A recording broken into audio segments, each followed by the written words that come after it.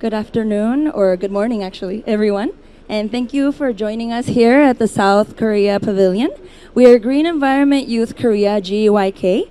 My name is Hyun, or Beatrice. I am the team leader of GEYK's COP team, and I will be your first speaker today. So, we're all here on this absolutely hectic conference, right? To discuss climate change. Most negotiations and discussions have revolved around emissions, policies, technology, etc. But today, we're digging into the core reason why we're here in the first place. So we are all here because somewhere along the way, we have found ourselves feeling very distressed, right? Worried, anxious about the very fast approaching climate crisis, and wanted to take part in its solution by participating here in COP. So today, we will talk about climate anxiety and how people feel and respond to the crisis that has increasingly defined our era. So climate anxiety, or eco-anxiety, refers to the chronic fear of environmental doom, a psychological response to the perception that the climate crisis is accelerating while our collective actions remain completely insufficient. And we will go more into detail about these definitions soon, but we will start by giving you some context about Korea first. In South Korea, first of all, the feeling of climate anxiety has become part of everyday life, not only because of visible environmental changes, as we all can see every day, but because of the deep uncertainty surrounding the country's future trajectory. But to understand why anxiety is growing, we need to first look at what kind of climate crisis Korea is facing today. So, to understand, first of all, the climate crisis in Korea, according to the definition provided by the UN Office for Disaster Risk Reduction, UNISDR, a disaster is determined as such when the impact of an event exceeds a society's ability to cope. So in Korea, that definition has very recurrently become a reality more often in recent years. So disasters mainly present themselves in two levels: natural disasters and social disasters. Natural disasters such as typhoons, floods, heat waves, and droughts are intensifying. For example, the 2023 summer monsoon in central Korea not only destroyed critical infrastructure, but it led to unimaginable devastations, like the scene from the tragic flooding in Cheongju. There was a tunnel that got filled with water, with rainwater, and people inside the buses tragically died.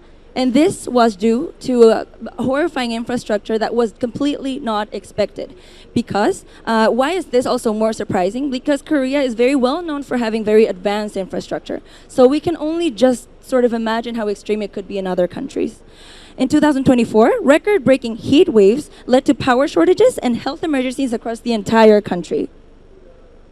Social and environmental disasters are also happening on the rise. These translate into fine dust pollution, industrial accidents, and waste crisis, which are significant disruptions that could have been avoided had it not been for such environmental neglect. Now, according to the results of the 2024 National Environmental Awareness Survey released by the Korean Environmental Institute, KEI, 68.2% of respondents identified climate change as the most critical environmental issue the nation is facing right now. This marks a nearly 30% point increase in just 3 years. So anxiety is clearly not irrational. It reflects a mismatch between what people see happening and what they perceive as a national response. So what do I mean by this? According to the results of the same survey, nearly half of respondents, 48.9%, said the central government is primarily responsible for environmental protection. Negative views of its efforts have risen steadily from 35.5% in 2021 to 51.2% in 2024. So the institute running the survey emphasized that stronger policies must be matched with better public communication and engagement. However, more than half of the respondents revealed to believe that the government actions are insufficient, and I think this is worldwide. But now, if we look at the structural aspects of Korea's NDCs, the National Determined Contributions, South Korea's official target for 2030, revealed in 2020, is to reduce greenhouse gases emissions by 40% from 2018 levels, which is equivalent to cutting about 426 million tons of CO2. But the data show a concerning gap between ambition and reality. Why is this? So as of 2024, national emissions reached 691 million tons, which is a decrease since 10 years ago. Sure, a good sign, but this number is still high above the required path. So recurrent government plans push most of the reduction burden closer to 2030. What do I mean by this? This means that reductions will start small and will increase as time goes by. However, it is now quite common knowledge that greenhouse gases are stock pollutants. What are stock pollutants? This means that they accumulate, and therefore their negative impacts will grow exponentially. As time goes by, their impacts grow larger and larger. So without an unprecedented acceleration of solutions, this target will be completely out of reach. So to put that in numbers, between 2023 and 2024, Korea reduced only 14.8 million tons of CO2. Now I'm saying millions, and you're thinking, why did she say only? Well, the reduction needed between 2029 and 2030 alone is estimated to be around 92.9 million tons, which is over 6 times higher. It is only natural for us to expect a very detailed plan for this, right? But Korea is still quite good at listening to our needs, and so 2 days ago, Korea finally revealed their 2035 NDC target, setting a range of 53 to 61% reductions in emissions. During the final steps of drafting this NDC submission, they gathered public opinion on 4 different scenarios. So the first scenario consists of a 48% reduction with increasing efforts as we approach 2050. But as I already told you, if we increase effort as time goes by, we're deemed to doom. The second scenario presents a 53% reduction with constant reduction levels until 2050. This would make possible achieving the 2035 goals, but in 2050, which would make us late by 15 years. The third scenario, with a 61% reduction of emissions, is in line with the IPCC 1.5 degree scenario. And the fourth scenario, with a 65 reduction goal, is based on the global remaining carbon budget, taking into account the country's emission responsibility and also the GDP, etc., and the population capacity, of course. So as we may know it, the CBDR. But obviously, industries are rational. They will obviously opt for the option that gives them less of a burden. So if we said, as we said, the NDC was set to a 53% to a 61% decrease, right? So obviously, the industries will choose to just decrease to 53%. So we would say that at the end of the day, no, the target is not really a range between 53 to 61, it's just 53. Obviously, these targets fall very short. Let's look briefly at sector data from 2024. Power generation, nuclears and renewables increased only 48%, leading to a modest 5.4% emission decrease. Then in buildings, there was just a 0.4 to 3.4% decrease in transport, waste, and agriculture altogether, which is practically stagnant.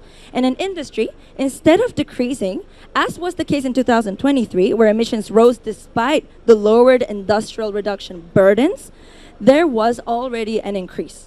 So although the 2028 interim target was formally met, this was also mainly because the bar was lowered. So I like to call this cheating.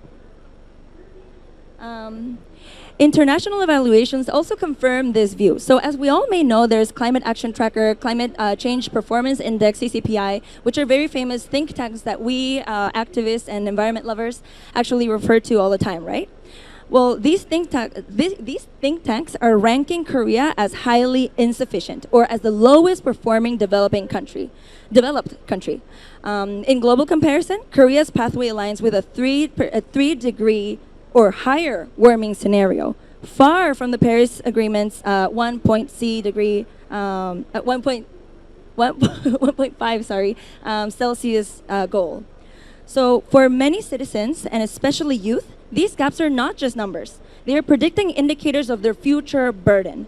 In 2024, South Korea's constitutional court ruled that the absence of legally binding long-term reduction targets violated the constitutional rights of future generations. This is super important because this was the first case of a successful climate lawsuit in entire Asia. So hopefully this is just a benchmark for the entire world. The plaintiffs included children, babies, and even unborn children, which was a symbolic way to show the long-term impact of climate policy in future generations. So the court ordered the government to amend the law and include longer-term targets by February of 2026. So we need to keep an eye on that, right? And for many young activists, this was both a victory and also a warning. This landmark decision proved that legal accountability is possible, yet also confirmed that it had to come through a lawsuit, not policy leadership. This dynamic, where progress depends on litigation and not governance, is surrounded by a huge sense of insecurity. Now that we have a broad picture of the root causes of climate anxiety in Korea, as we move into the next part of our session, my teammate will focus more on how climate anxiety manifests itself in the Korean context. Thank you very much.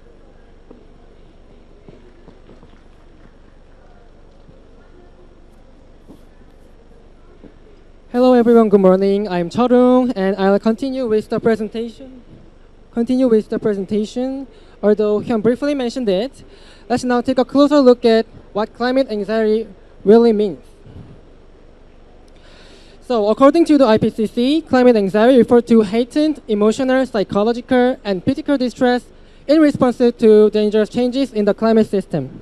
It manifests as stress or worry about future catastrophes, and in severe cases can lead to mental health issues such as depression, helplessness, or panic disorder. As shown in the following diagram, climate anxiety can arise not only from direct exposure, but also from indirect exposure and vicarious exposure. For example, I'm sure you have felt a lump of throat just by watching media coverage or hearing about other experiences without necessarily being personally affected.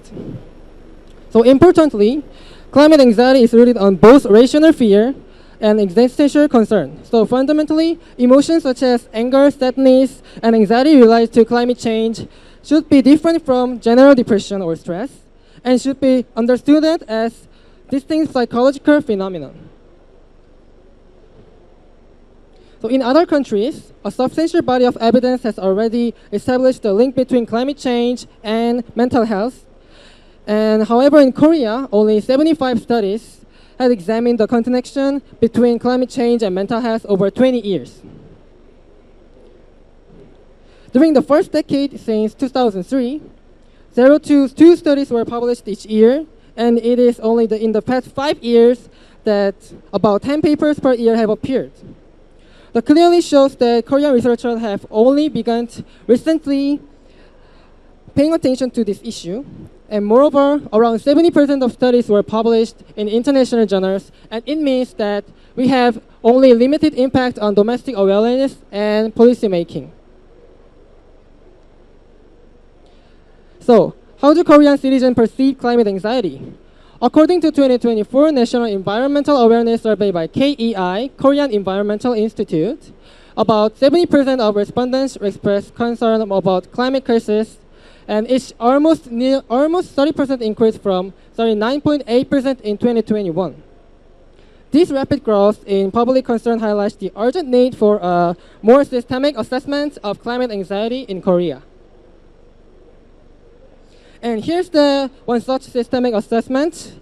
And in the study of Dr. Sumi Chae, climate anxiety was measured with KGGAS. And it is a Korean translated version of commonly used Climate Change Anxiety Scale called CCAS. We prepared a chance to try this tool. Please check out our gene on your seat and scan the QR code. And if you enter your email, we'll send you a simple research. Back to the research. The analysis showed that average climate anxiety score was 1.9 out of 5.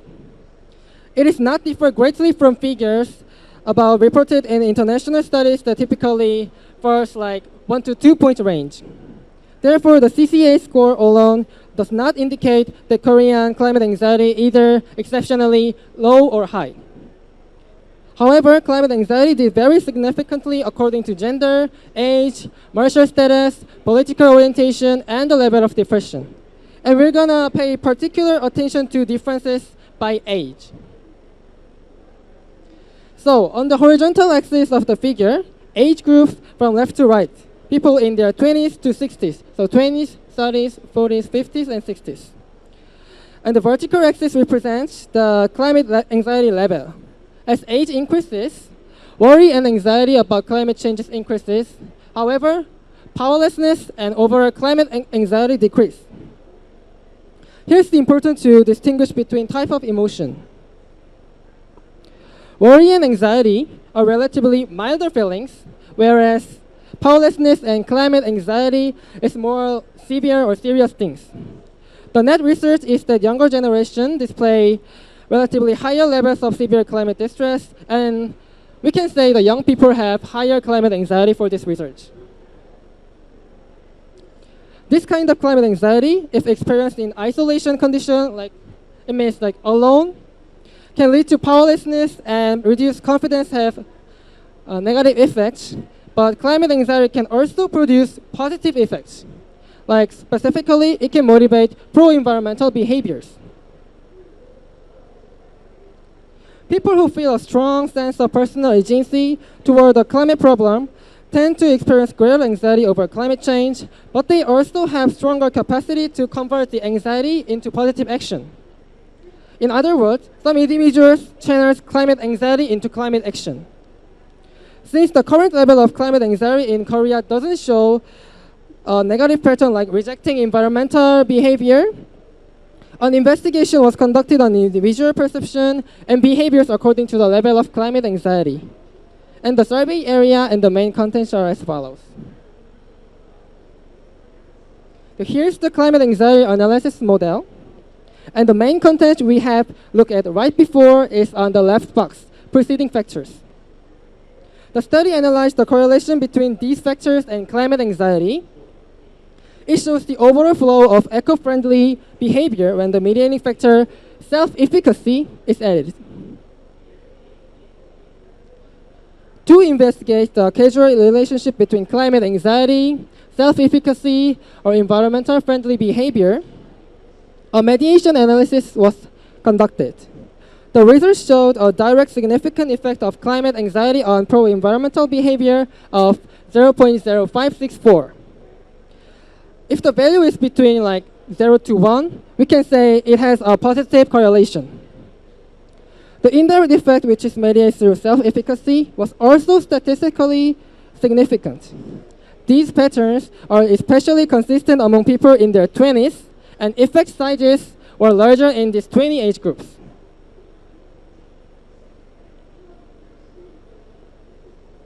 Then, why are young people particularly vulnerable to climate anxiety? Climate anxiety affects youth lives across the world, including major life decisions such as marriage and childbearing.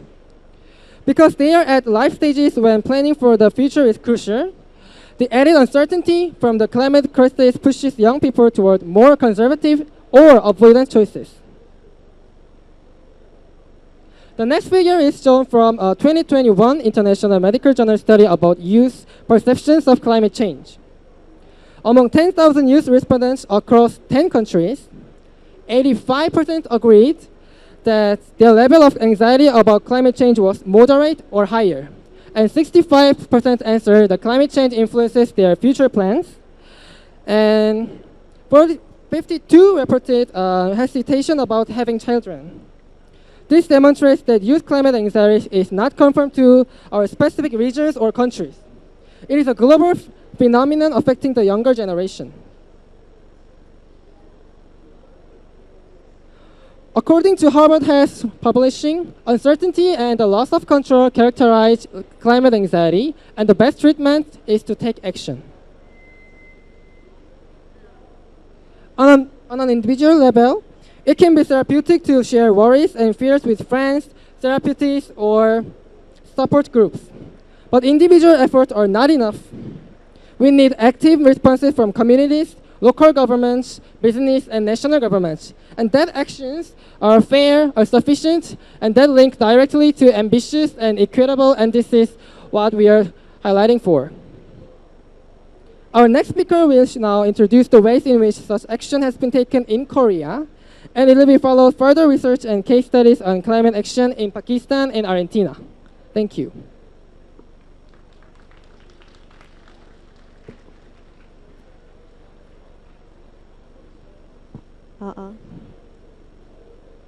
Good morning, everyone. This is Eugene, and following Cheolung's presentation, I'll be sharing a real experience via our cases on addressing climate anxiety. First, I'd like to talk about why our organization as young people cares about climate anxiety and why we have been carrying out various activities to respond to it. Climate anxiety has a deep impact on young people's everyday lives, not only on their emotions, but also on their major life choices, such as marriage or having children. Because we are the generation that must plan for the future, the uncertainty caused by the climate crisis makes us more cautious or even hesitant to make important decisions. Here is a representative statement of a young resident in Seoul. The climate crisis feels so close and real that I can't even be sure about my own future. It makes me feel powerless and frustrated, knowing that it's not something I can solve alone. Based on this, I would like to share about some our organization's most successful activities and the current states of climate anxiety in Korea that we have observed and experienced through these efforts. In 2023, we participated in a festival in Seoul called We Green Festival and ran a booth named Climate Pharmacy. No, we didn't give out real prescriptions, but at this booth, we conducted a climate psychology test. It consisted of a survey on climate anxiety, where participants shared their personal worries and received suggestions for small climate actions. Through this, we could know what thought people have about the climate anxiety. 347 people participated in our survey, from teenagers to people in their 50s.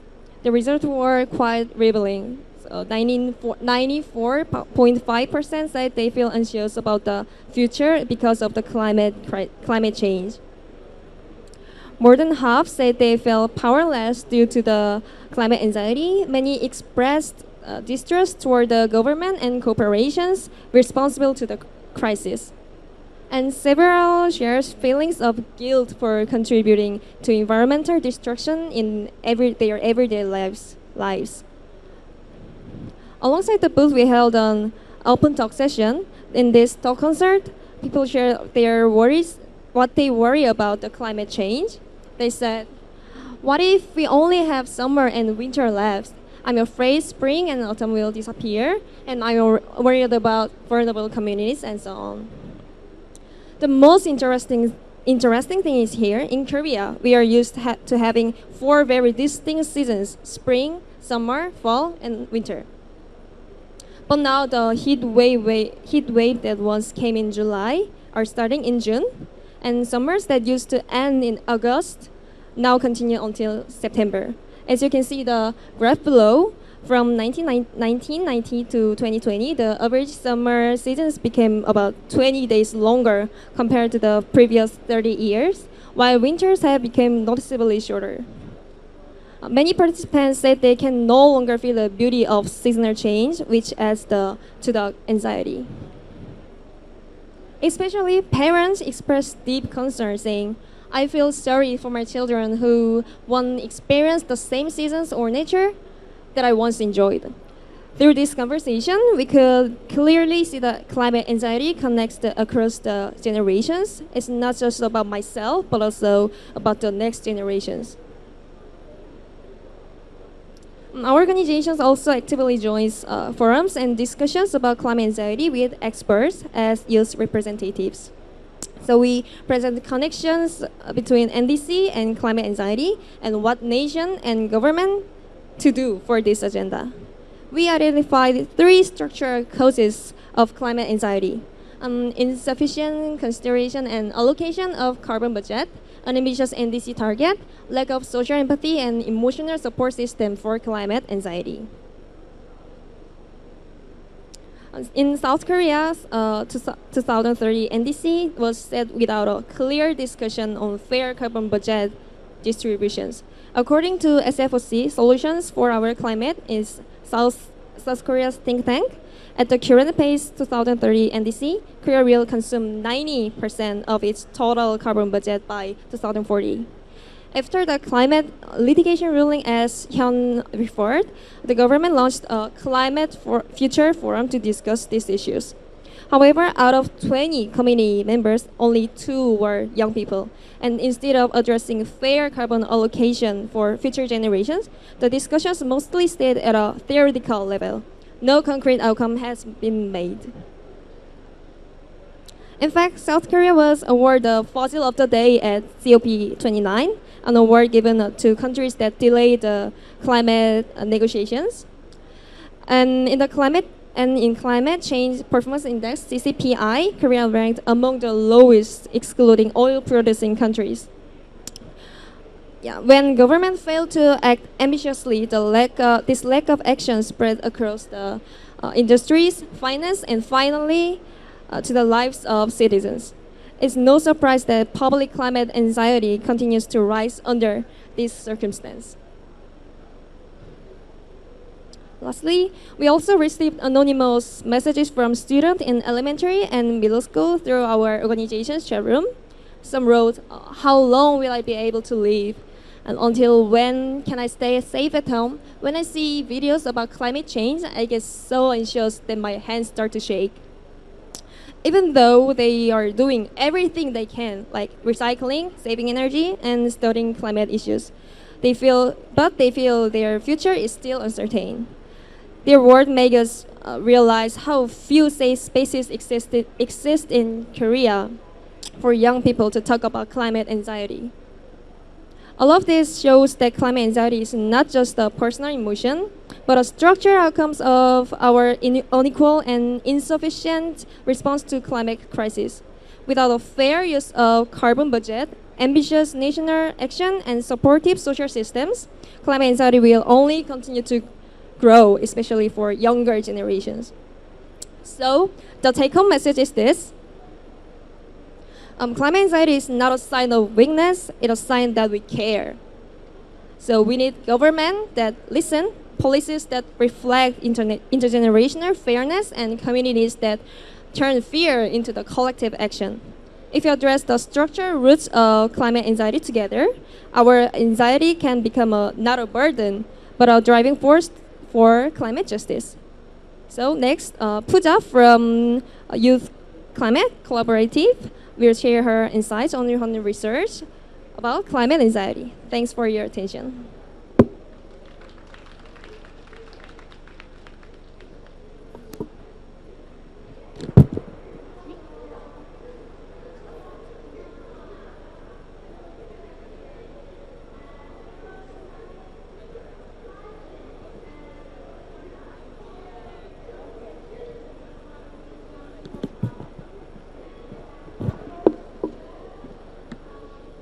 Hello, everyone. Can you hear me? Yeah? All right, my name is Pooja Tulvawala. My pronouns are she, her. And I'm the founder and executive director of Youth Climate Collaborative. We also have some stickers out there if you want some. Who here researches climate anxiety? Nobody. Okay. Who here does research on NDCs? A few people? Okay. Now, who here has experienced climate anxiety themselves? All right. And who here has a friend who has experienced it? Yeah, it's becoming more and more commonplace. But luckily, at the same time, we're seeing a lot of solutions to this as well, especially from civil society and the grassroots movements. So first, I'll talk about some of the linkages between climate change and mental health, how it shows up in policy or doesn't, and then go through a few solutions that we implement in the grounds in different countries. All right. So As you know, climate and mental health, of course, are intertwined. Heat stress, disasters, displacement, food insecurity, these can all lead to mental health challenges, such as anxiety, depression, PTSD.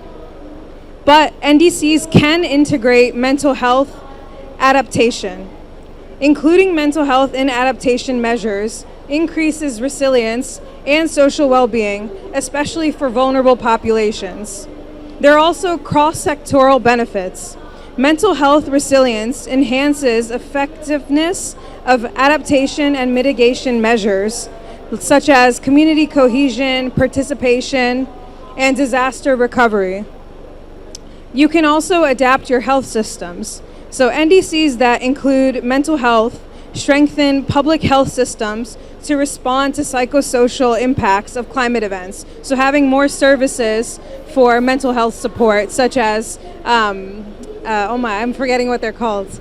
The people who help you that you talk to, psychologists, exactly, yes.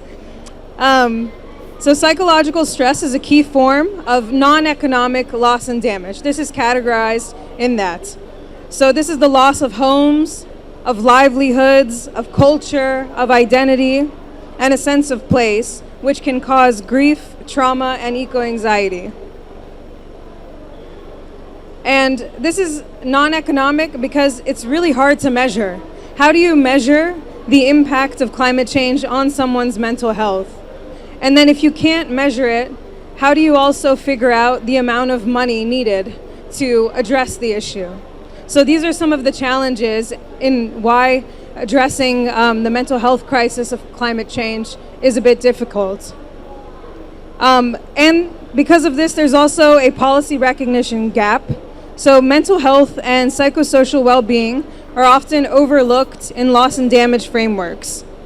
However, integrating them is better for holistic responses, right? You can't just address the physical damage due to climate change. You need to also address what it causes to tear up communities, to move families from one location to another, and now they can't support each other by being in proximity with each other. And it's something that's really important to address. So what can we do? Countries can explicitly include mental health as part of their adaptation priorities in their NDCs. Monitoring frameworks for NDCs and loss and damage should capture psychosocial and well-being indicators. And then finance and capacity building mechanisms, such as under the Loss and Damage Fund especially, should support mental health services and community healing initiatives. For example, the UAE, in their third NDC, and this is in research done by the Climate Policy Radar. Do any of you know Climate Policy Radar? Yeah, let's see a show of hands. A few people, I see a nod. Okay, if you don't know Climate Policy Radar, you should definitely look them up. They do a lot of research on what's included in NDCs, what's not, and they have nice tools for you to search through countries' NDCs and progress on these goals. And you can do keyword search like climate mental health. So UAE's third NDC, the health section, it states that climate change has also been associated with mental health conditions like elevated levels of anxiety, depression, suicide, and PTSD. Why is this important? This is important because this links mental health impacts to climate-driven stressors like extreme events and heat. And it's important to have this acknowledgement because then it also encourages other countries to include this linkage explicitly in their NDCs. It shows how mental health is influenced by climate change and includes it in adaptation and health discourse. Liberia also has mental health explicitly included in their NDCs. Now I'll go to some of the community side of things. So we're a global youth-led organization sustaining youth in the climate movement through skills building, access, and community.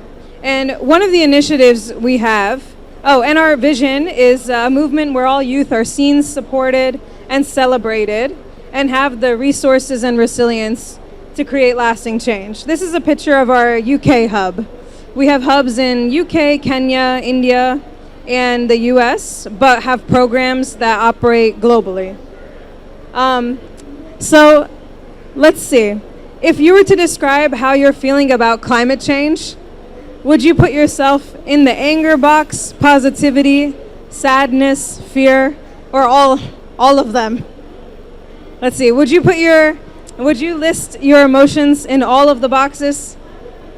Let's see a raise of hands. What about anger? Are you feeling mostly angry? Yes? Is anyone feeling mostly positive? No? How about mostly sad? Yeah? Got some hands. And mostly in fear. So this is a nice climate emotions wheel, and you can scan the QR code to get it in English and Spanish.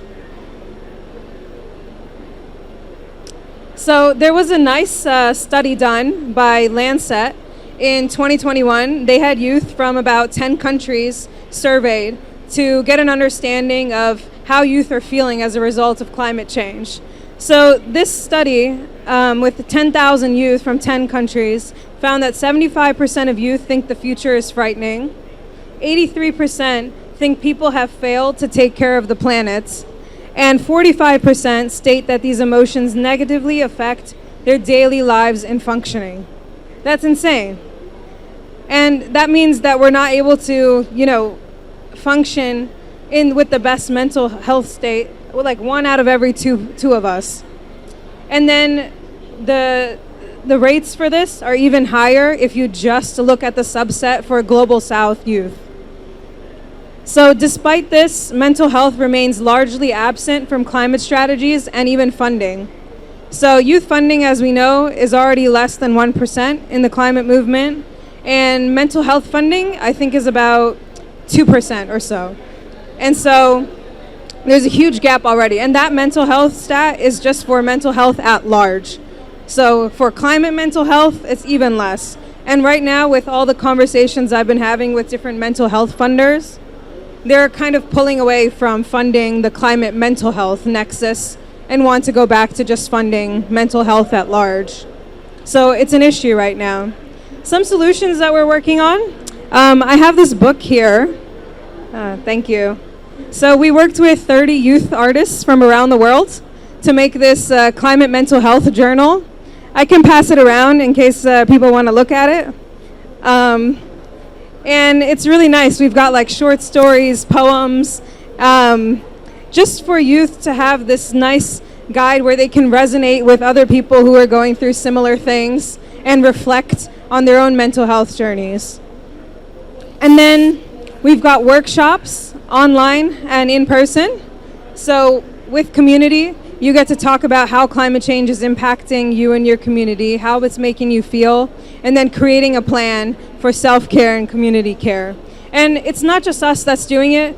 There's a lot of organizations like the Resilience Project or the Sunway Center in Malaysia, and many others who are doing youth climate mental health programs. So if you're looking for that kind of support, you can definitely find one near you, or I can help you. And then Force of Nature has a really nice online peer community and free courses that you can access for support.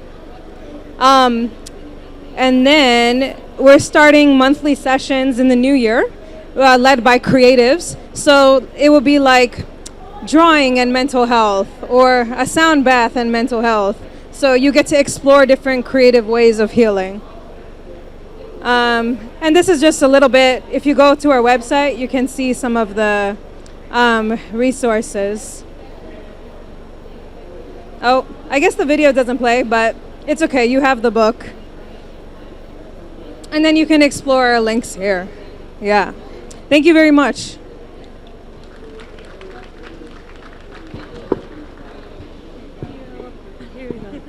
Thank you so much, Pooja. That was really, really interesting, and I feel like it is always necessary to be able to take a look at how we can actually do something about climate anxiety. And I feel like there were so many links, so many ways to understand that there is still something being done. There is still exposure. We just need to kind of look for it, and there needs to be more people talking about it. So now we will go ahead and introduce our next speaker, who is Fitza Hamid Khan. She will be talking about climate anxiety settled in Pakistan. And yeah, we will welcome her now.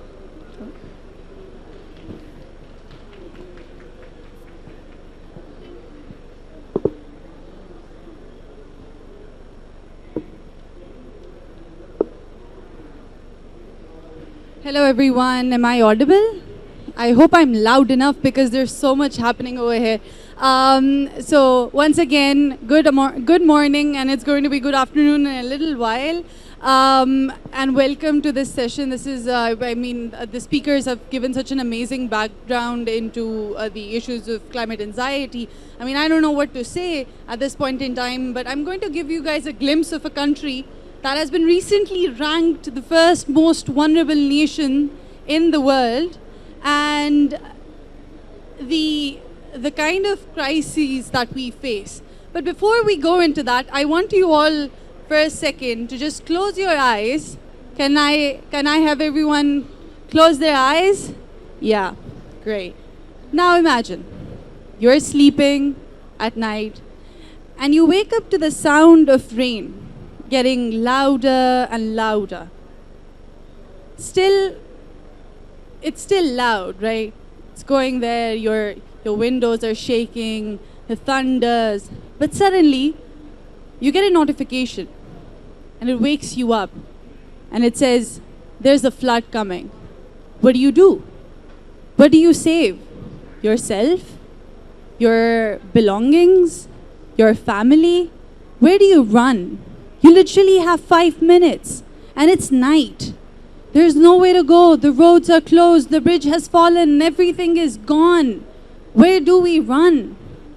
This, ladies and gentlemen, is the reality that many people face. And now you guys can open your eyes. This reality that you might have imagined for a few seconds, this is the reality that a lot of people face. A few months back in Buner, the flash floods hit. And how were those flash floods? So basically you had these massive boulders, massive boulders, and they came rolling down the mountain, all the way down, and it crushed everything.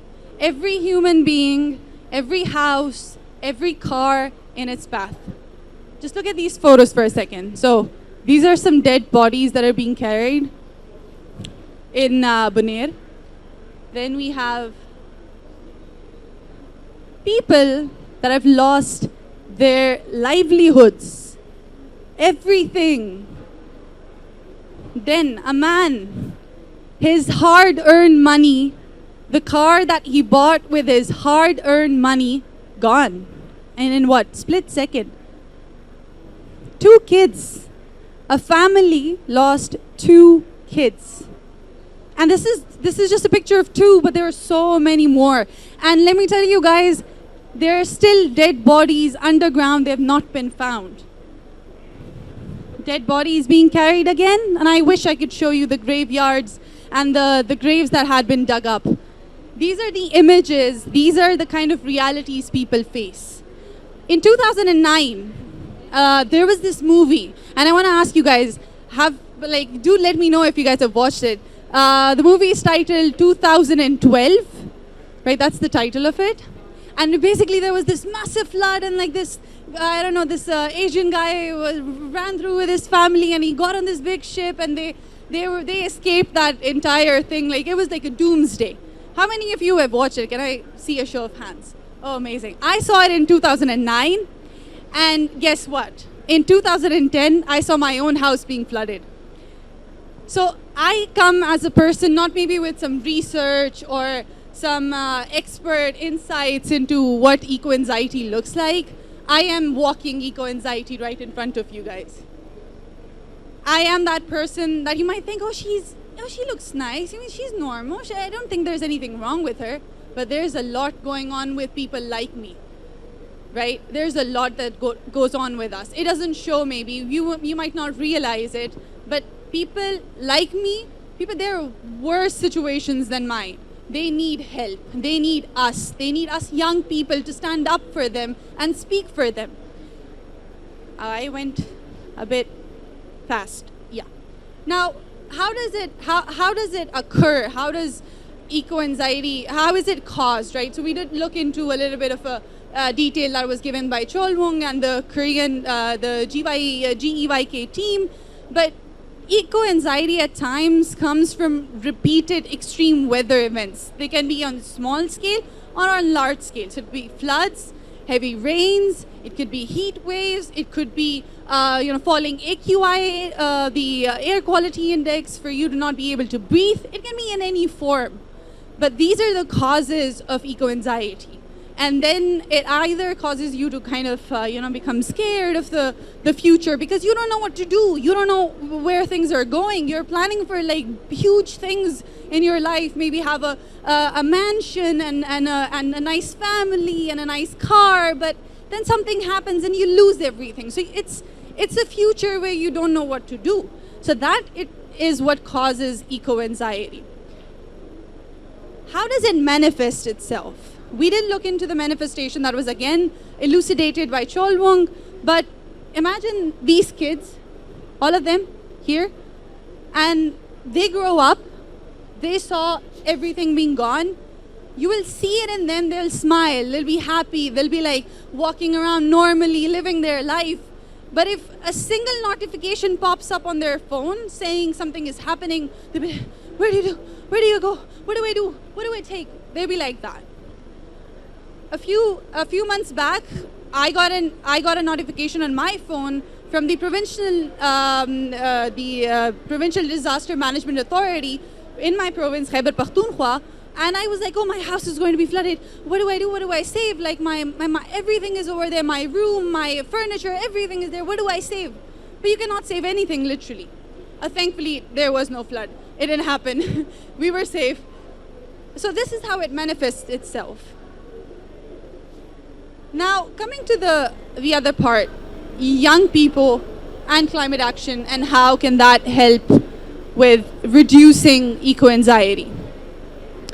So there has been a lot of effort, and I would like to dedicate this particular presentation of mine to all of these people that have worked tirelessly for reducing eco-anxiety in Pakistan. So recently when the floods hit in KPK, there was a team, and I'm going to name a few names. We're live, so hopefully they're watching. So Azaz Ahmed, Rizwan Khan, Hina Khatak, and then all the people from Dastak, Betak, and all of these organizations, they literally worked their, I'm not going to name that name, but their dash off to provide support for young people that lost everything. They were with them, providing them these, the emotional support that they needed. All of the old men that had lost their livelihoods again, they were providing them support there on ground. And as young people, it's our responsibility, because we understand this better than anyone else can. We read about this, we research about this, so we understand this.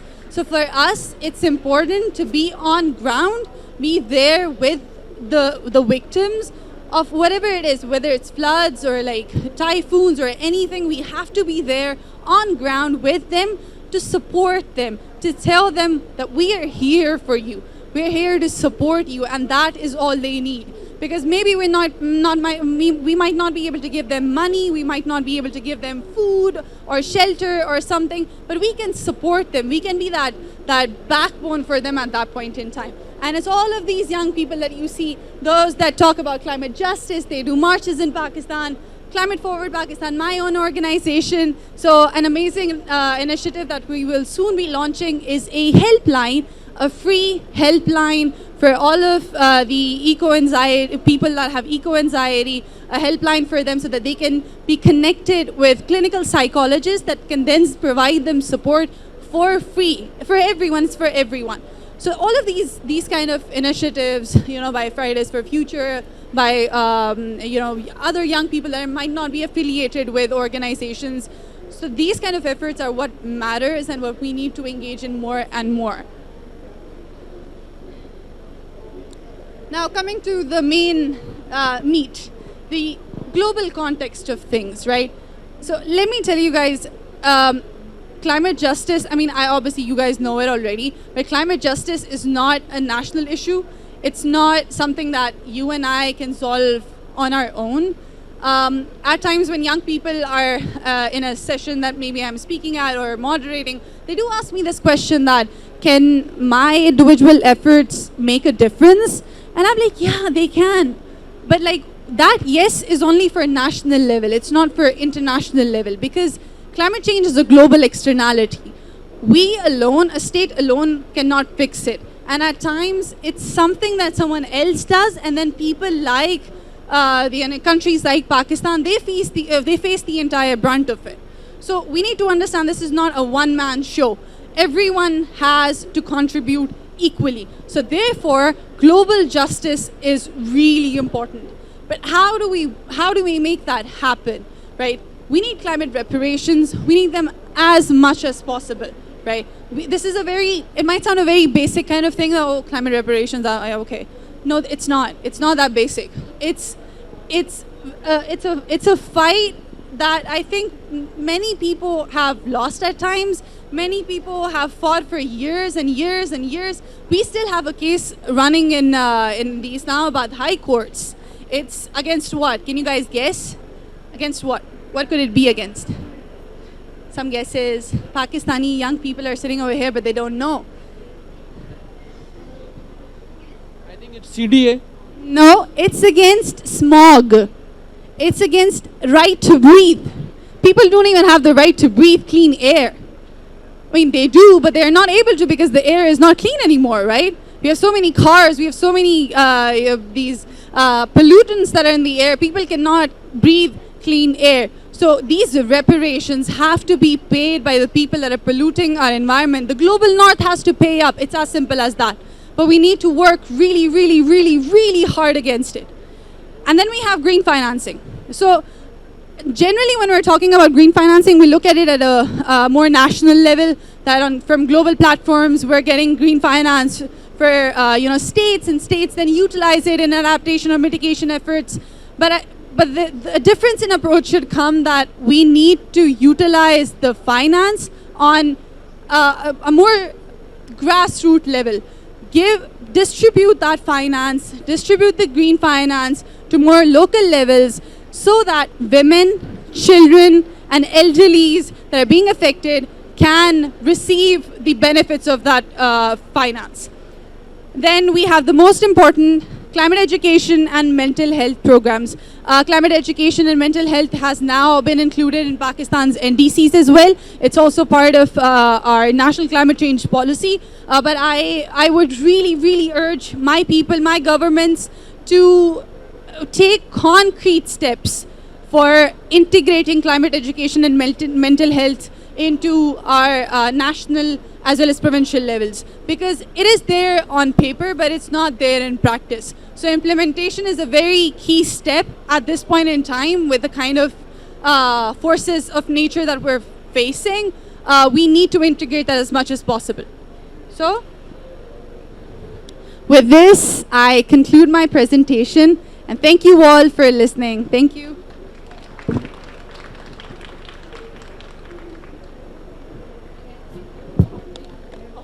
Thank you. Thank you so much, Vita. I think I had never actually felt that inside a flood before. So that was very, very interesting. Thank you so much for putting us very inside the shoes of somebody that is actually facing climate anxiety to the max.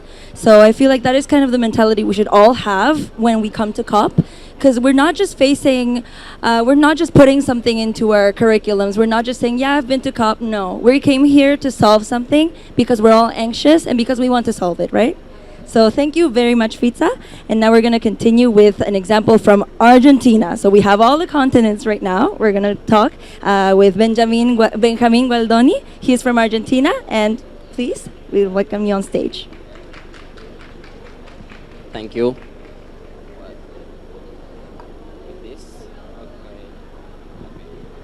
Hi everyone, good morning. Well, I will start with this picture. I hope this first animated slide doesn't make you feel I am underestimating the problem, because I'm not doing that. I am truly one of those people feeling climate anxiety. I came here, I flew here reading the main ideas of the Argentinian NDC, and I am one of them now because I truly feel climate anxiety. And as the pictures show, climate anxiety is a natural answer to storms, droughts, floods, and wildfires, and Argentina is constantly on a stage for a lot of it. I will show you that in 2023, drought slashed output of Argentina's maize crops by around 50%, trimming more than 3% from the country's gross domestic product for the year. This shock had devastating effects on production and also on food security. I also want to tell you that this year, since the beginning of 2025, more than 150,000 hectares of forest have burned across the country, leaving 2 people dead, destroying homes, and causing immeasurable losses to high-value ecosystems. This is a big venue, isn't it? Well, 150,000 hectares are more than 9,000 venues. So, yeah, wildfire is around in all our country. Well, I want to tell you also that in Bahía Blanca this year, there was a flood that is considered the worst in its history, with devastating figures like 16 deaths and more losses.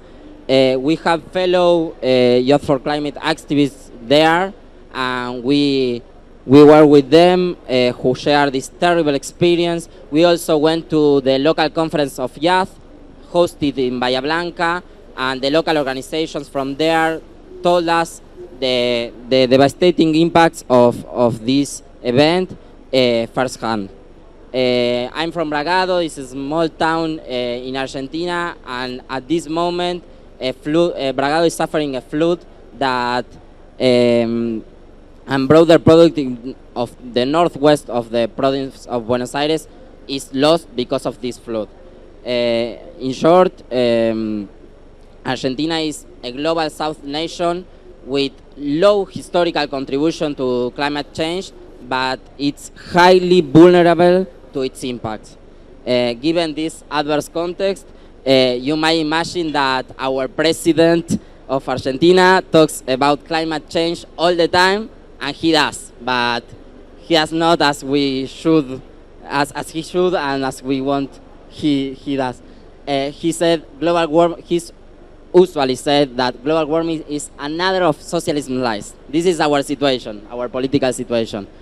The answer to all of this is this, that global warming is another of socialism lies. To give you some context, a new far government, climate change denialist, took office in Argentina in 2023.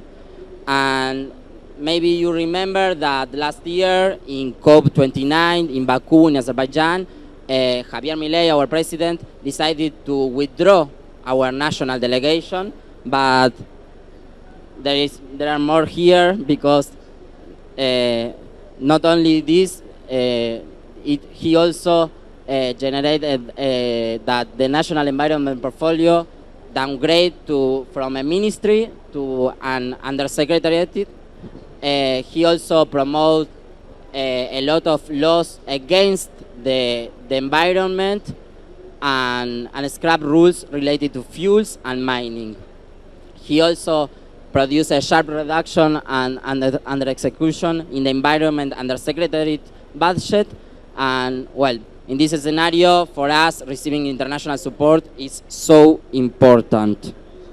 Well, I will continue, and I will say that in several authors said that and explained that given this magnitude of the climate crisis, the natural human response can be paralysis. For us, it's like when you see a traffic accident, you feel like shocked and you are freeze for a moment, and this is like the natural response. But this reaction is natural, but it is neither advisable nor sustainable. So from Youth for Climate Argentina, from Jóvenes por el Clima Argentina, we think that the better option is to act. In the face of such adverse scenarios, collective action must be greater. Because in this case, no one is spared the damage from this traffic accident, which it's not accidental at all. Well, it was with this idea in mind that Youth for Climate Argentina was created in 2019. We are the biggest youth climate organization in Argentina with more than 300 activists. Well, at Youth for Climate Argentina, we always connect environmental issues with human rights, social justice, and economic justice. And in a country like Argentina, facing numerous economic challenges, we try to shift public perception so that people don't see environmental action as an enemy of the economy, but rather all the opposite. Well, we have a lot of projects. One of these is the School of Environmental Educators. That is a program which offers pedagogical tools for participants to become multipliers of environmental education. There are some testimonies here about how good it was. Unplug, in Spanish, Desenganche, is another of our projects in which we install lots of solar panels and lots of I would say solar water heaters in poor areas, in poor neighborhoods, which are more vulnerable to the impacts of climate change and which doesn't have stable access to energy. Well, and in this national and politician context, we think that advocacy campaigns are so important to avoid more socio-environmental modification by all of the laws that the government promotes, like Boss's Law, which promote foreign investment in natural resources and affects our laws, our environmental laws. Well, and in this context, we also think that we have to be part of all national and international spaces, like local conference of youth, regional conference of youth, also the COPs, the conference of parties. We have actively participated in COP25, COP26, COP27, COP28, COP29, and now in COP30. And given a national government that denies climate change and criticizes a lot multilateralism and the Paris Agreement, we believe it's essential to involve more people in COP processes. So we usually made this program that is a youth COP model in which there is a negotiation and a simulation of the negotiation of the COP, and we made it in Buenos Aires and also in Mendoza. This year we also made a fellowship called Road to COP30, where we have theoretical and practical training sessions on topics relevant to COP30. You can see there. In this fellowship, we made a policy brief for politicians about climate finance in adaptation for adaptation in LATAM. And well, we have a lot of projects, and we deal with every aspect of climate change. So we think that there are processes that are so frustrating. So we think that activist well-being is an special area. We have this area in all of our hubs. You know, Argentina is a big country, and we have groups of Youth for Climate everywhere, and each of them have this area to safeguard mental health and eco-anxiety, and for us, this area is so important. Well, and to conclude, I would say that the urgency of the climate crisis, combined with slow governmental answers, often fuels climate anxiety and the risk of inaction. At Youth for Climate Argentina, anxiety is understandable, but paralysis is not. Because the higher the context, the stronger our collective action must be. We have talked a lot about hope, but talk isn't enough. We think that it's action, not words, that makes hope grow. So, as we usually say in Youth for Climate Argentina, if the present is a struggle, the future is ours. Thank you.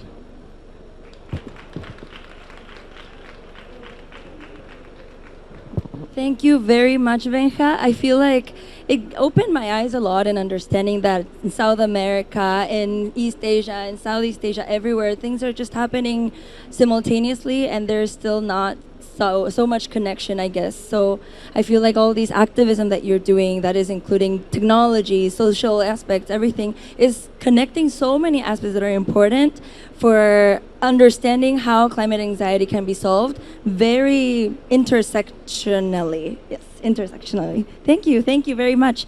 And now we will proceed to have our panel discussion. And before this, I wanted to tell you that if everybody just stays until the very end and also maybe ask some questions, we will be giving everybody sitting down in these seats, one of these, or maybe two, and also this, which is a traditional Korean ornament. So if you have a friend right now that you want to invite to our stage and you want to contact, you can do that. Just stay a little bit, participate, and that is all. So we will now move on to having our panel discussion. Our panel discussion, actually, just to inform you, consists of the Global Ethical Stock Take. So we are organizing a self-organized dialogue for the Global Ethical Stock Take. All footages and also our discussion outcomes will be published to the Global Ethical Stock Take, and the official government, the governmental body of the Brazilian and the Brazilian presidency organizing this will use this also to be included in the Global Ethical Stock Take. So I would like to invite all of our speakers to the seats.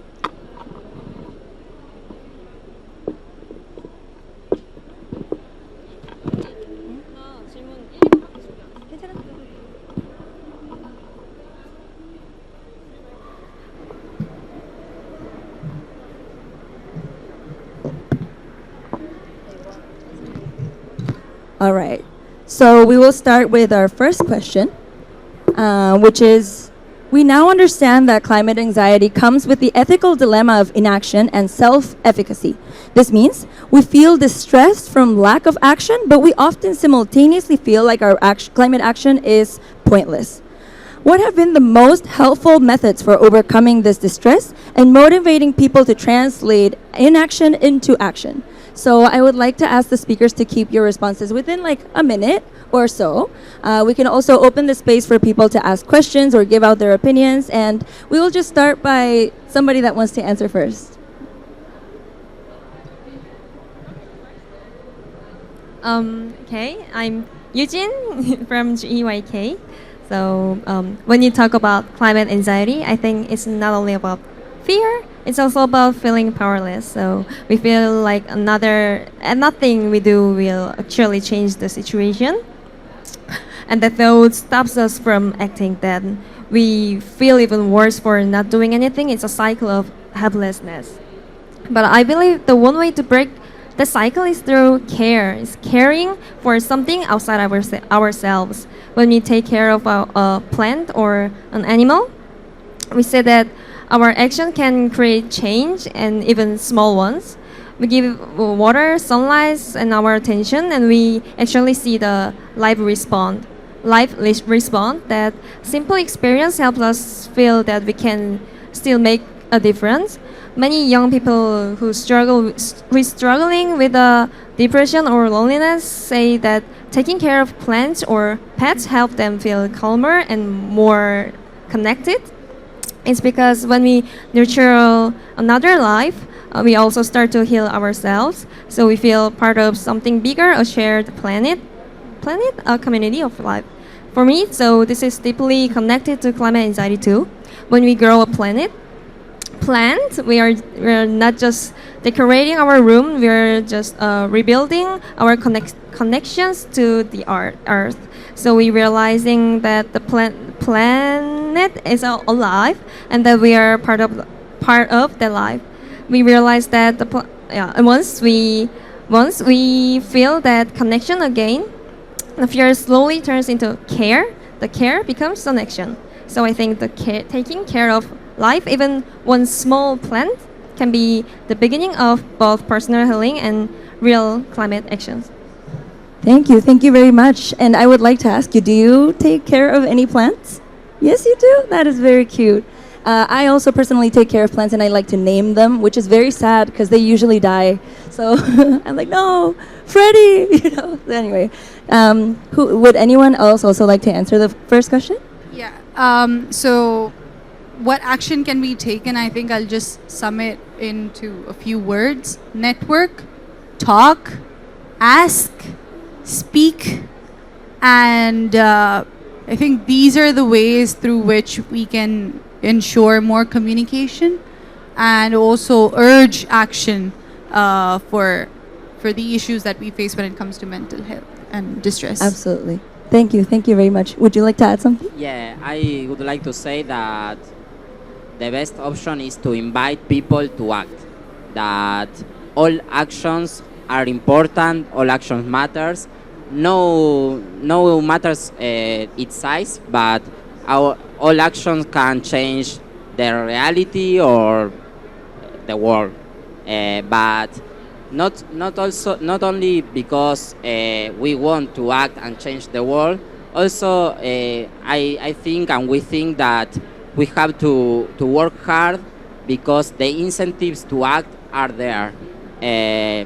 I think that there are some countries that are understanding it and act because they see the climate crisis not only as a crisis, also as an opportunity, as a new model, a new global economic model.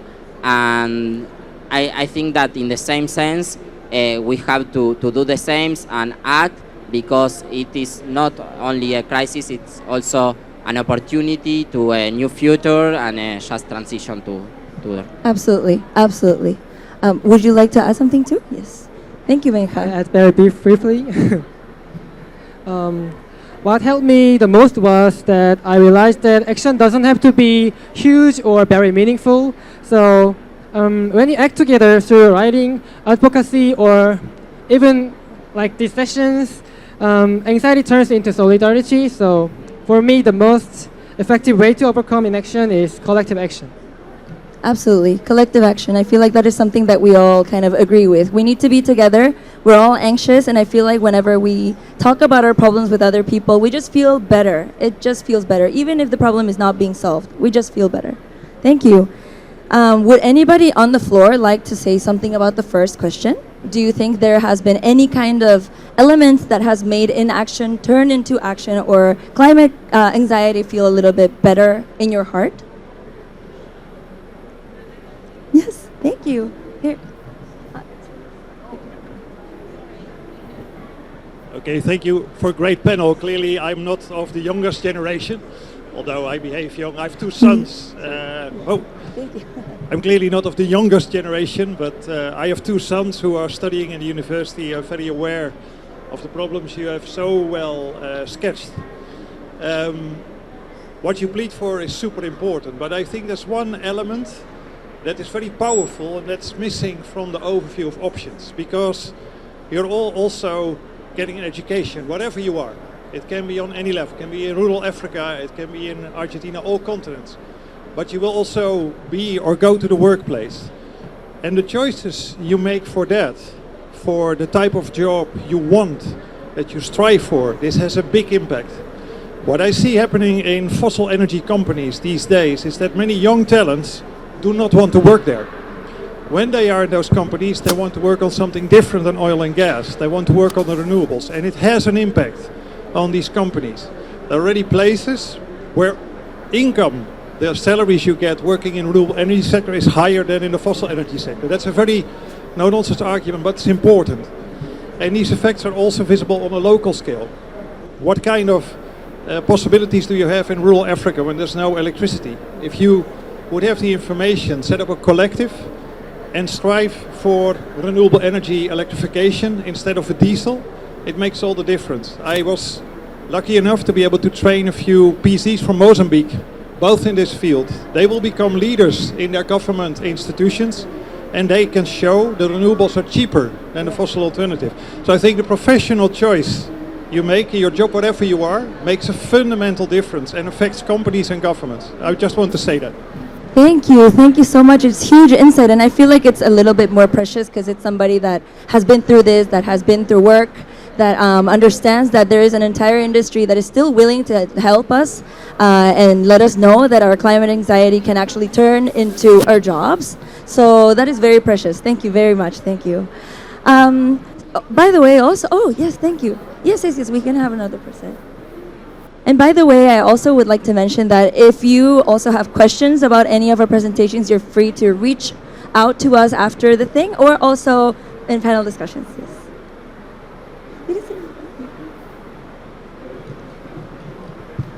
Thank you for your sharing, because when I'm always like, hello everyone, I'm Karis and I'm from Hong Kong. I'm a youth delegate from the Carbon Care Inno Lab. When I'm talking about like distress and also like emotional, more like a depression and also like anxiety in climate change, is because when I was studying in environmental science, I realized that individual action, it's very, it's quite, what is that called? Like it is, so nervous right now.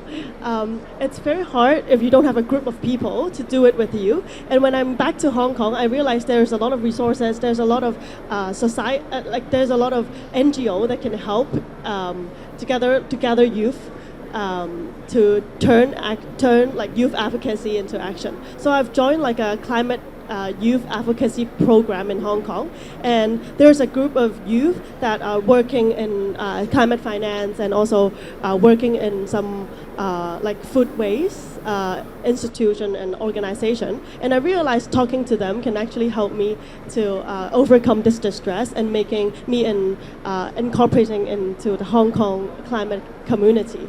So I think that what motivates me to turns inaction into action is actually having a group of people that can gather thoughts and insights into meaningful actions. Thank you. Absolutely. Thank you very much. And I feel like that is a very good example of understanding that if there's a group, something will happen at the end of the day. It's group moving, one single person moving, group moving is completely different. So thank you very much. Hi, my name is Beatrice. I am from here, a local, and I'm quite interested in the climate discussion, especially into the social movements world. And this discussion is amazing. It's probably my first time experiencing this topic specifically. And my question is for everybody regarding gender. How does, well, let me read my question. I'm currently researching on gender and climate. So my question is, in which ways do you think women and gender diverse individuals are disproportionately affected by climate anxiety? So that's my question. Thank you. That's a very good question. Did everybody understand the question? So how does being a woman, being from a minority of a gender affect climate change? How does climate anxiety affect people like that a little bit disproportionately? I think that's a really amazing question, and thank you for bringing that up, because I don't think we discussed that in the presentations today. If I give you like a more context-specific example, and that would be related to Pakistan, because I know a bit more about Pakistan. In Sindh, when the Sindh is a province of Pakistan, and when their 2022 floods hit, women were not allowed to rehabilitate. So they had to be stuck in the floodwaters because apparently people did not want them to move because, where would they go? The rehabilitation center has a lot of men, so they cannot be there. So, these kind of conservative and feudal, I'd say, ideas that kind of made them be restricted in those floodwaters and everything. What that caused in the long run was that a lot of pregnant women had to give birth in those floodwaters. A lot of pregnant women got sick. There were a lot of girls that were menstruating. All of these issues, normally men don't face that. So what you see is you see sexual and reproductive health crises that takes place on ground when there is a extreme weather event, and then that adds further to the climate anxiety that you have, because you're physically not well, you're emotionally not well, so it kind of compounds each other, becomes a more complex issue. So I gave an example of Pakistan, but there are thousands of other examples. There have been so many researches that have been done on the disproportionate impacts of climate change on women. But then when you specify it to mental health issues, you do see a disproportionate impact over there as well. Because they are, naturally, women are nurturers. So we have that tendency to, worry about everyone in our family. We're like, oh, this person, how is this person doing? How is my child doing? Or how is my mother doing? So we naturally care too much about them, and that kind of gives us makes us even more anxious. So these kind of things, I think, compounds the issue within women more than it does in men. And yes, I'd like to add that we need to target specific vulnerable communities more when it comes to our action against climate anxiety. Anyone Thank you, Fisa. Would anybody like to say something else too? I would just like to briefly also mention. Oh yeah. Yes. I just wanted to say thank you for that is very important, and I have another question regarding this. How do you think?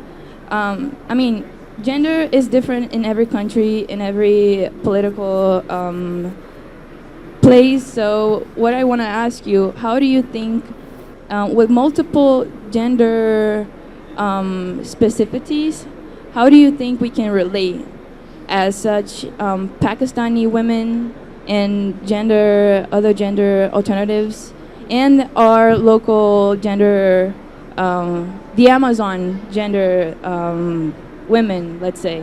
How do we are together in this? How do we relate in this topic? That's again a difficult question. How do we relate to them? Is that what you're saying? Yeah. Okay. Okay. So how can we relate to them? Honestly, if you have not suffered, let's suppose I'll give you a very basic example. You're sitting with a friend that apparently has depression, and you're like, oh, you don't have depression, and you're like, oh, I feel you, man. Oh, I understand, and this is hard. You don't know what's going on with them. You have no idea what's going on in their head, whether it's bisexual or a woman or a man. You don't know what's going on with them, right? Whichever gender they come from. So to a certain extent, you cannot be relatable, but how can you make them feel better? How can you make them feel more comfortable is something that maybe we can target better, is by,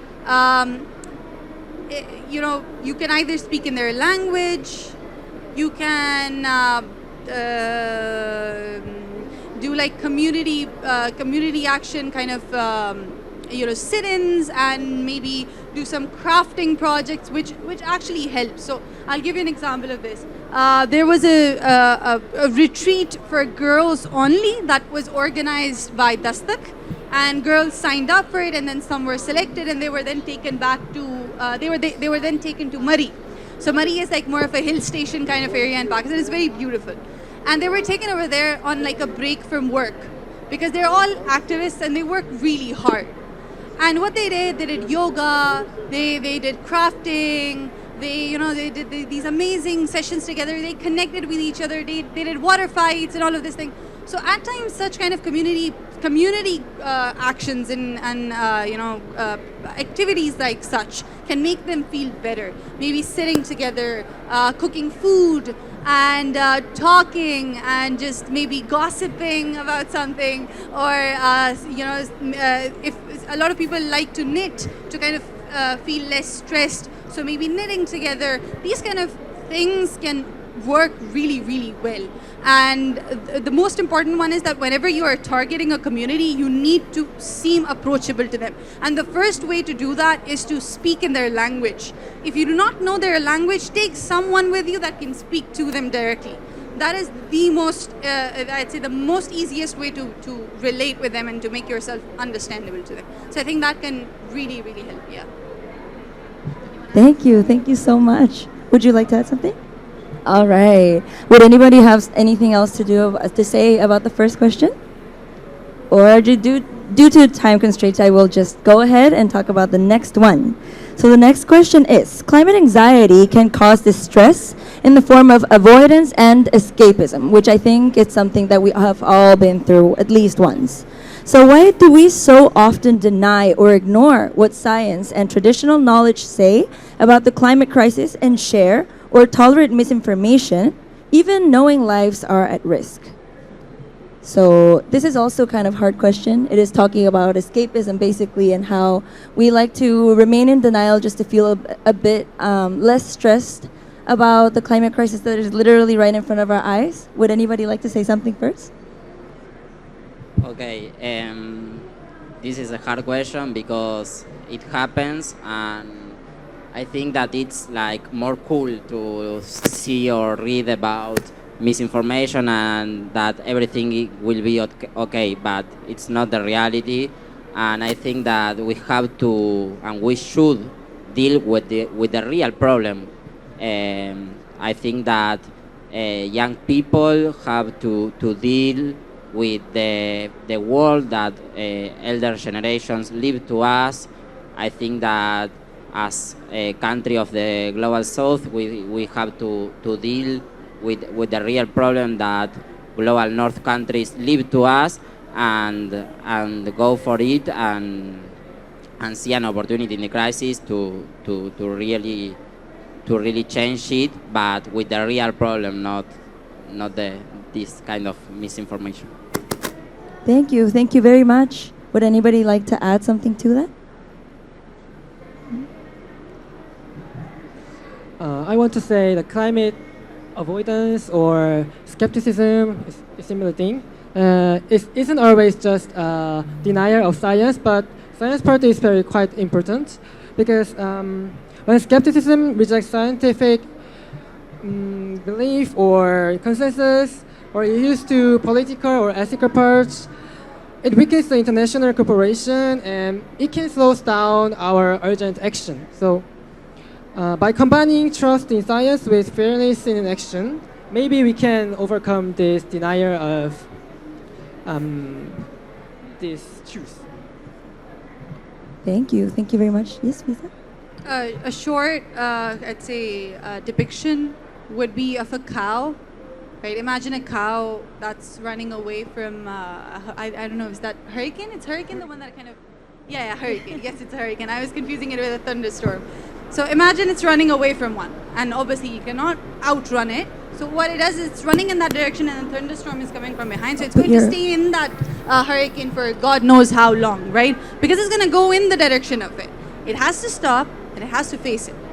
So we all have to face the reality. We all have to work towards dealing with it and mitigating it, and obviously adapting to it as well. Because if we just run, if we just escape, if we just try to deny it, we will not be resilient. We cannot cope with it. We cannot eradicate it, and I think it will just stay on for eternity, and then maybe we won't be anymore at a certain point in time. So yeah. Absolutely. And as I said earlier in my presentation, just to mention a little bit, greenhouse gases are stock pollutants. They accumulate, and as we wait more in dealing with them, they become a bigger and a bigger burden and a problem. So escapism is literally only making it worse. As you know, when we have, for example, an assignment, and we like to push it until the deadline is right here, which I do all the time, unfortunately. There's also this very special element about that. The assignment that we are pushing so much, if we actually work on it, usually it doesn't really take more than an hour or two. And I feel like the climate crisis has a lot of that element as well. We're just pushing it, and we're making it feel even worse. And I feel like the best way to just like deal with climate anxiety is dealing with it, actually doing something about it, so that at least we feel better while we do it, right? So thank you. Would anybody like to ask any questions or answer upon that? Oh, yes, of course. I'd like to talk about psychology logic aspects. So I think the one reason we ignore and what science tells us is because the more we know, the more anxious we become. As you know, when you truly face the facts of climate crisis, we realize how huge and complex the problem is. It feels like something far beyond our personal control. So in psychology, this is linked to cognitive dissonance, that uncomfortable feeling when what we know and how we act don't match. To reduce this discomfortable, our brain sometimes chooses the easier path, like to avoid, deny, and minimize the problem. So it's a bit like studying for an exam. I think the more we study, the more we realize how much we don't know. So that realization makes us even more nervous. Similarly, the more we learn about the climate crisis, the more we know about climate crisis, the more powerless and overwhelmed we might feel. But instead of trying to push the anxiety, go away or to avoid, the key is to transform it into something active, the small steps that rebuild our sense of control and connections. Thank you very much. Oh, yes. Hello. Is it working? Okay. So I am a psychology student, and last year, actually, I had to come up with a research project. And me and my friends in my research group, we actually chose climate anxiety as a topic. However, when we started looking more into it, we realized that, especially when we're talking about anxiety, right, a psychological issue, and when you think about anxiety in a pathological sense, it is a fear of something that logically it's probably not going to happen. That is what the pathology of anxiety is, even though it is a regular feeling that everyone has, right? So it becomes a pathology when it's an irrational fear. However, I think it's important for us to think about the fact that it's not an irrational fear. The climate crisis, right? Because it's happening, it's here, and we can see the effects of it happening. So I feel like that's also another very important point to highlight when we're talking about climate anxiety. And so when we realized that, we were like, oh, so we're not going to be talking about climate anxiety. We're going to be asking people exactly how they feel about the climate crisis. So what we did was we did like a base research, because we had no data whatsoever on how young people here in Belém felt about how they felt or how they perceived climate change, or what they even knew about it. So we haven't published the research yet, but we are looking into it. We really want to do that because we got a lot of interesting information about the demographics, about how actually the people from more poorer neighborhoods, they have less information about climate change. They're not really sure what it means. Maybe they have a very basic idea of it.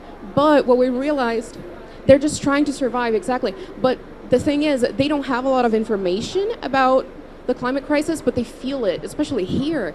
People feel that things are changing, because we have basically two seasons, the season where it rains a lot and season where it doesn't rain a lot. And when we are in our Amazonian summer, it's hotter, it's raining a lot less, or it's raining more than it should during those times. And when we are in the rainy season, it's a lot more unpredictable than it used to be. And so people, they're feeling it, but they don't know how to explain what's happening. And that's why I think it's so important that we find ways to reach those people. I think that's what the biggest conclusion is, that we need to find ways to reach the people that that need that information. And also, besides just giving them that education, we need to also give them the tools to fight what's been said here. Like, we need to bring all of this information and transform it into action. So I think that's like the biggest conclusion about this whole topic. Like, bring this information to the people that feel it and need it, but also give them the tools to act on it. I think it's really important that we get to that, that we reach those populations as well. Thank you very much. And it is so interesting to know that there is an actual professional here talking about this. I'm in university still, but yeah. Still, professional to be. Please share us your research. Oh yes, I will when I get the time. Oh, is it working now? Okay, I will share it with you guys when I get the time. Thank you. It hasn't been published yet, but it's there, it's ready, so I can definitely share it. Thank you very much. It's very, very, very interesting to know that sort of what we have been speaking about today is actually very much backed by actual research from a psychologist.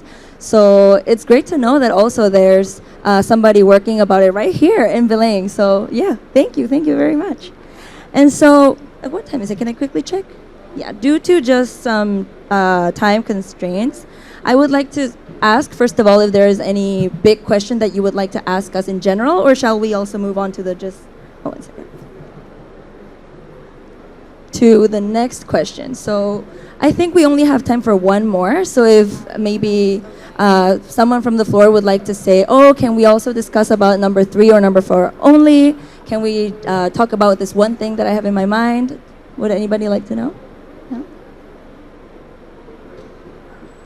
Or else, I'm thinking we will just talk about question 3.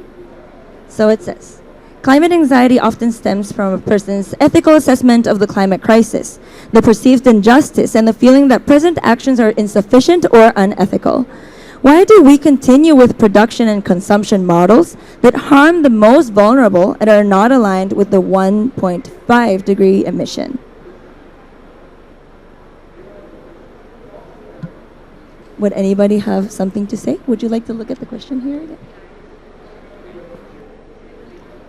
I think that is because there are interests everywhere. I think that governments, companies, some governments, some companies, most of them have interests that are not aligned with the just transition. So, going to the 4th question, I think that we have to work harder to make that those interests align with the just transition. I think that it's a way to reach it, and I think that what concerns to people, I think that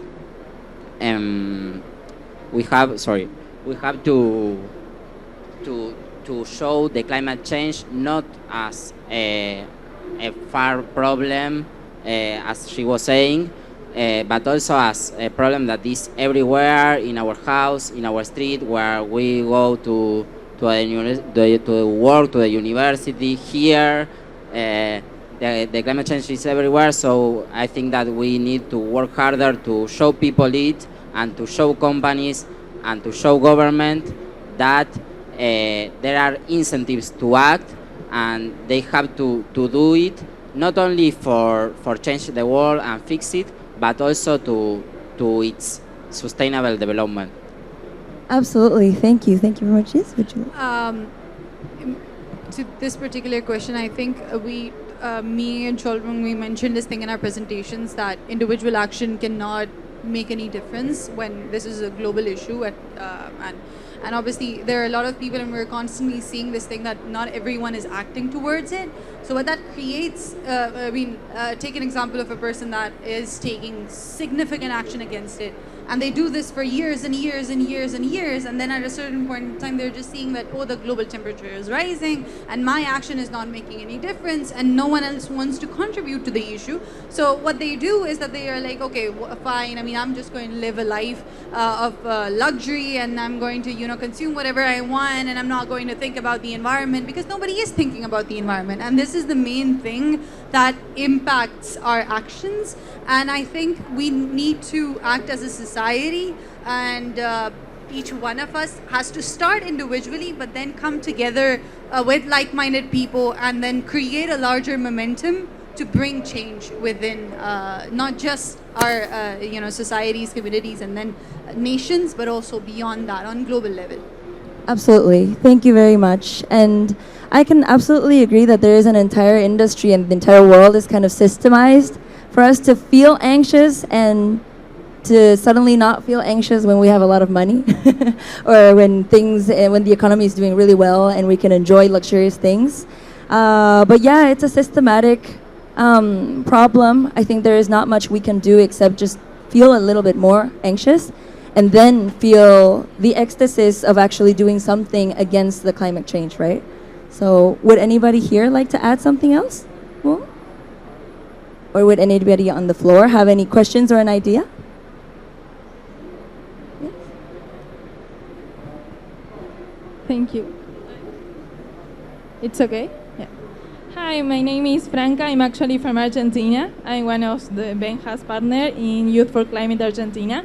I would like to say something to conclude this panel. It is beautiful. I mean, everything what you have said was beautiful and very necessary, this space in the COP.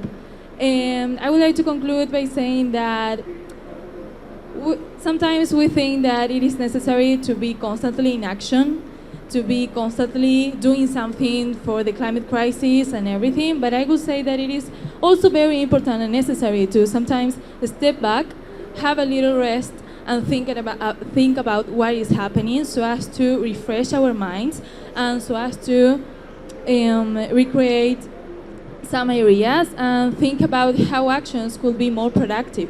And I think actions could be more productive by doing that, like stepping back and thinking about what is happening. I was thinking about it while you were answering the last question, question number 2, and I was like, sometimes getting the road of stepping back and escapism, I would say, isn't the worst road ever. Like, sometimes it's necessary to step back and rest and breathe and recreate our ideas so as to act productive.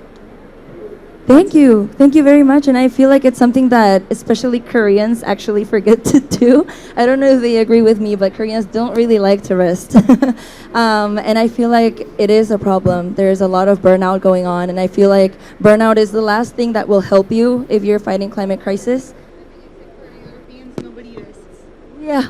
Actually, nobody really rests in the world nowadays, do we? So the whole world is moving too fast. And I feel like just taking a rest for a second, taking some productive leisure time for you to just sit down and actually understand what you're feeling is too important. Yes, absolutely. So thank you. Thank you very much for helping us conclude this panel actually with such an important reminder.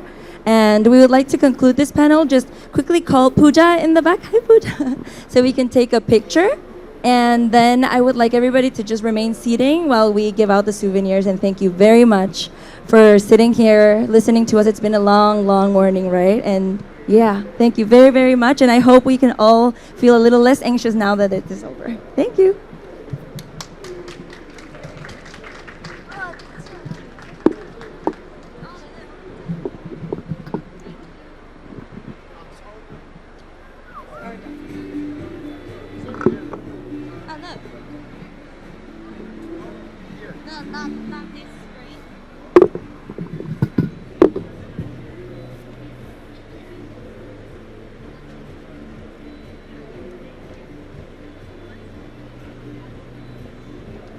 Does this work right now? Yeah, just a moment.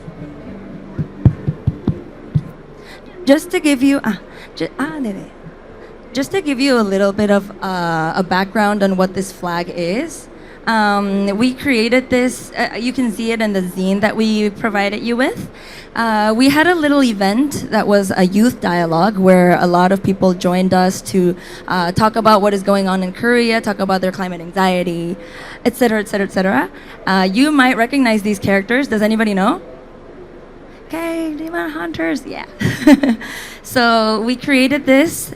This is everybody's messages here. And we would like to take a picture with this so they can also see that we have actually brought their messages and their insights to COP. So actually, we're going to be taking the picture between us, but also since there's such little people, maybe if you would like to join the picture, would you like to do that? Yeah, if you want. You can join the picture if you want. You can come up if you want. Yeah.